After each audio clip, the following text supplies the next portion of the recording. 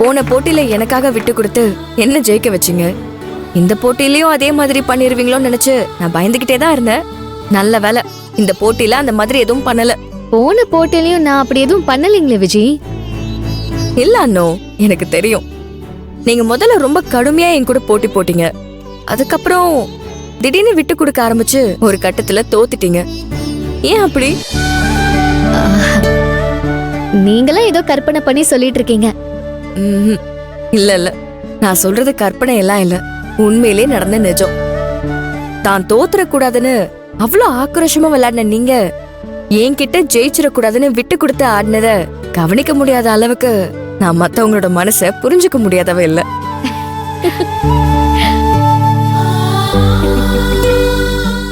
சிரிக்காதீங்க, விட்டு கொடுத்தீங்க தானே? உண்மையை சொல்லுங்க. சரி, விட்டு கொடுத்தனே வச்சுக்கோங்களேன். அதுக்கு என்ன காரணம் அண்ணோ? அந்த காரணத்தை என்னால இப்ப சொல்ல முடியாது. போக போக உங்களுக்கே அது புரியும்.